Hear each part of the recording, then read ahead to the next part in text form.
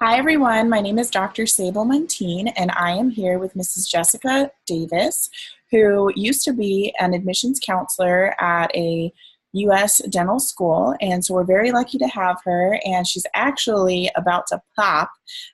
So she is about 8 months pregnant, and we're just waiting any day soon for her to have another baby girl. So super excited for that. Thank you for joining us.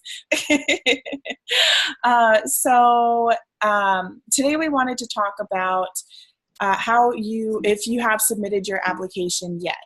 So if you haven't submitted your ADSAS application yet, it's still okay. Everything's going to be all right.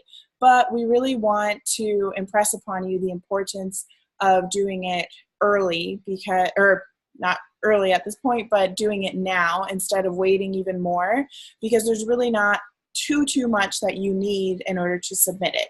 So we'll touch upon all of this in the next few minutes, and hopefully we can answer some of your questions. And if you do have any questions afterwards, you can just put them in the little comment box below, and we'll be more than happy to reach out to you and answer them either publicly or privately to help you all out.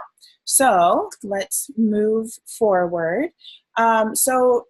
Jessica, about the earlier the better, like I mentioned earlier. So can you tell us a little bit about the application process and how important it is to get your application in at a specific time? Well, I mean, first and foremost, you need to remember a human being is actually looking at and reading through literally thousands of these applications. And so logically, the earlier you send it to them, the more time they're going to have to actually really give it a fair read through. If you wait till the last minute, yeah, you technically made a deadline, but that person has their own deadlines that they have to keep. And instead of the thorough read through that you really want them to do, they may legitimately only have time to do the quick once over check to make sure you met the requirements. And then if anything, boom, stands out like incredible to make you stand out when you just don't have enough time. Yeah, because that clock is always ticking. And I know that on May 15th, the application was opened. And for those of you who may or may not have submitted yet or have gone through the ADSAS application process, ADSAS changed this year in that on May 15th, they're allowing people to get in and take a look and fill out the application so that on June 1st or 5th, whatever they decide for that year, that's when you can submit it. So you really don't have a reason to, keep postponing it, because there's only certain things that you need. So Jessica, if you can help me out and let us know what are the different things that you need to submit your application. Honestly, it's been years. Been a little while. So about 5 or 6 years since I looked at all of the things that they require, and I know they update it from time to time. Yes. So there was the DAT. They don't necessarily need their DAT score, right? People have submitted. The score can wait because we know that it takes a certain amount of time to get those scores back. They like to see that you took the DAT, that much they can see. And if everything else is good on your application, just pending the score, you can still be reviewed, and they just they set it aside in the pending DAT category and come back to it later. Okay, so that's awesome that they're able to do that, because I personally didn't know that, they have like different piles for different things. And so that's something for you guys as viewers to understand, in that when you need to submit your application, all you need is who is writing your letter of recommendations or letters of recommendation, not necessarily the actual letters themselves. You need your coursework and your grades. And then also you need your personal statement and the extracurriculars and whatnot that you've done. So you should already know all of that stuff. And the personal statement, you should have been working on it for a number of months. So it's not too much that's asked of you to submit your application.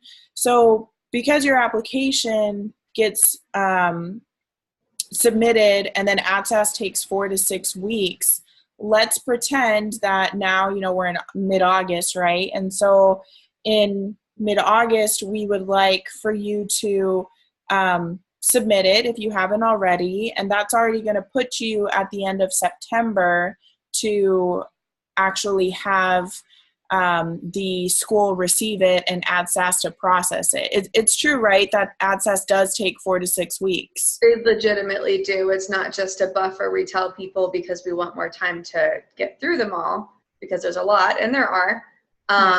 But it does take that long for it to even reach the school. So the sooner the better because of that as well. I mean, today everyone's used to instant gratification, and you picture when you submit that it goes straight to the school electronically, and it just doesn't work that way.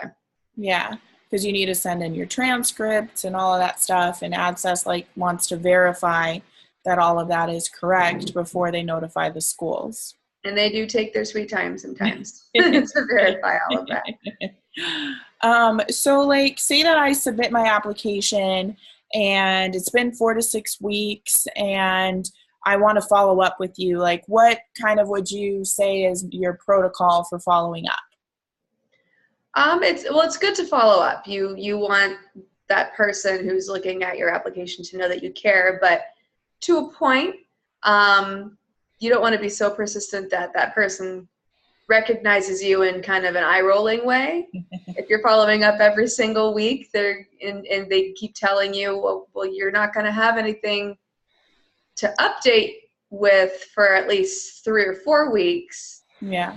But then you still follow up every week. That just kind of shows you're not really listening when that person is telling you something. So it's good to stand out, but not too much when it comes to the follow-up. You don't want to be that person. Yeah. Kind of like with a job interview, you don't want to be calling and emailing every other day, or you kind of start to be the thorn in the side, and not in the good way. Yeah. Yeah. Because we do have to remember, that there is a human behind this, and you're one of hundreds, if not thousands, of people also following up to make sure that they sent everything the right way. Everyone's a little paranoid that maybe they did something wrong, or if they haven't heard back yet, they did something wrong, and they want to just verify over the phone or over email, did you receive it? How does it look? And they start to try to make you review their application with them on the phone especially, and you kind of have to put a stop to that and be like, hey, if everybody did that, I would never get off this phone. True, to read your application in the first place. Yeah, so, you can hope, even if you're submitting it now, you can still hope to get an interview, right? By December, when things get, I know the first round of acceptances come out December 1st. So you're saying there's a chance. Yes. There's always a chance. Otherwise, what's the point of accepting anything past a certain date anyway? True. True. So. But it's still okay. You see, there is still a chance afterwards. Just because December 1st rolls around doesn't mean that you're never going to get into dental school. I personally had my interview on January 23rd. I still even have the voicemail that, came from it saying, hi, you're getting an interview at LECOM. And I won't forget, it was at 6:30 in the morning because I was in California. And I was like, who's calling me from Florida at 6:30 in the morning? But yeah, so definitely, I had that interview January 23rd, and February 3rd, I found out that I got in. So, everything happens for a reason at the time that it's supposed to. And, it's totally fine if you don't get that interview before December 1st to find out if you got in. So don't stress out about it. So yeah, we kind of talked about the timeline of the application cycle as well, and all of the interviews. And do you have any other suggestions or tidbits or anything like that you would like to share? It's kind of hard putting on the spot. Well, I was always impressed by applicants that would ask for advice and then actually listen when I would tell them some advice, because some of them think they know exactly what that needs to be on there, or they're convinced that, you know, this, I have the minimum requirements, so that's the minimum, it means I should get in, and it's not necessarily the case. It's, you know, meeting the requirements is almost never enough. It just makes it so that you are able to be reviewed, but it's a very competitive program. Yeah. As all of you know. Yeah. Very true. Something like a, what is it, like 2%?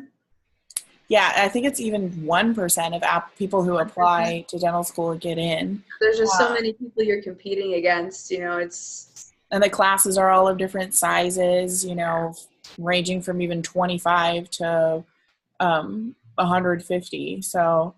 And there are different styles of schools. LECOM is very different in its modern approach to very, very independent study, whereas there are other places that are more of the traditional lecture hall style. Yeah. So, and it's just as competitive at either one of those options. It's just, it's about standing out, but it is difficult to figure out what that means. Yeah. And you have to tailor it to each school. I went through a lot of applications that you could tell they just did a basic blanket would apply to any dental program application. And those were, I don't want to say skipped over. We still looked at all of the test scores and all of that. But when that person obviously didn't take the time to tailor it to the school that they're applying to in any way, and obviously didn't do any research in the school in any way, just dental school in general, you know, that definitely, we would make note of that for sure. And just so you know, guys, like she's talking more about like secondary applications and stuff like that, because obviously we don't recommend for you to write in your personal statement, I want to go to such and such dental school, and then have that personal statement sent out to all of the dental schools that you applied to. So I just want to make that clear. I'm speaking more of towards the end of that whole application process. Exactly. So yeah, make sure you do your research, because you want to make sure that that school is good for you, and that, you know, do your research also in regards to take your test scores and look at all of the statistics that the different dental schools that you're interested in have. Because like for me, I was coming from California, and I knew that I wasn't necessarily going to apply to a state school from a different school or from a different state, because I didn't have a chance of getting in, because they only accept like 2 people from out of state. So, you know, you need to be wise about your decisions and the money that you're spending, because, you know, just because you apply to, you know, 50 out of the 67, I think now, dental schools doesn't mean you're going to definitely get in because you applied more times, or to more places. So yeah, it's not a spaghetti on the wall situation. Yeah, sometimes I wish it was, though. But yeah, it's tough. Well, thank you so much. And, you know, we hope that at Ignite Predent that you have a healthy pregnancy and birth and all that fun stuff. And we can't wait to see pictures of the new little girl. Yeah. But thank you. And again, if you guys have any questions, let us know, and go to www.ignitedds.com. There's an Ignite Predent tab on the upper right, and you can explore what the website has to offer. We have ebooks for you as well. And you can hit us up on our Facebook page and with any questions, or email us personally, whatever you like. We're here to help you. Thank you. Thank you.